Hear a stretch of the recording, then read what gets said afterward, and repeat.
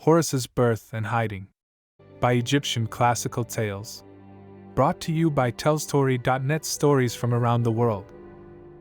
When Osiris returned briefly from the realm of the dead, Isis was there waiting for him.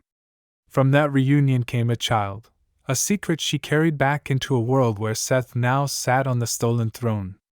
Seth heard whispers of it soon enough. An heir. A child of Osiris still breathing in Egypt. He sent searchers to every temple and village, promising rewards to those who helped and punishment to those who sheltered her. Isis did not stay to be found. She made her way north and east, to the vast marshlands of the Nile Delta, where the river breaks into 100 braided channels and papyrus grows so thick that an entire search party could march past and see nothing.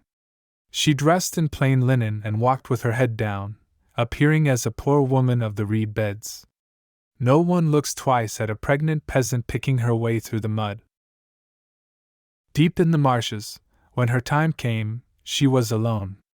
She gave birth at night, with only frogs singing around her and stars reflected in the still water.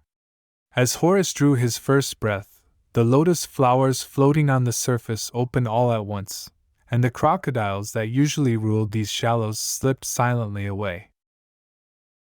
She named him Horus, and she kept him hidden.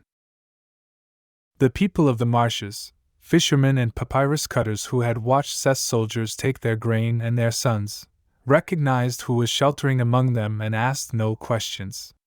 They pointed strangers toward empty channels. They brought Isis fresh fish and warned her when search parties were getting close. In return, she taught them words against snakebite, gestures that calmed the water, prayers that brought the fish running. Between the goddess and the common people, a quiet pact formed, and it held. Seth's searchers came again and again. Twice they landed on islands where Isis had rested only hours before. Each time she moved before dawn, carrying Horus in her arms through the dark water. She kept her magic small, bright enough to protect, quiet enough not to attract attention. But the child grew, and divine things are difficult to muffle. By the time Horus could walk, he moved with an unsettling steadiness, and his eyes caught light the way a hawk's do, from unusual angles, missing nothing. The marsh children played with him easily, but now and then he would stop in the middle of a game, look toward the horizon, and go still in a way that had nothing to do with childhood.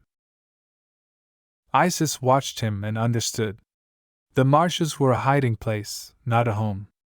She began teaching him in earnest how to rise into the form of a falcon and ride the thermals high above the delta, seeing the whole land spread below, the river, the flat green fields, the hard edge of desert in the distance.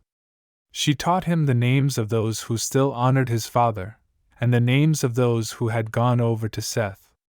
She taught him which prayers opened locked doors and which could call rain on a dry day. Patience, when you are ready, you will know. One evening they sat together at the edge of their island and watched the sun drop into the west. Horus was no longer small. He sat still with his hands resting on his knees, looking toward the horizon the way his father had gone. Will I know him, my father? You already carry everything about him that matters.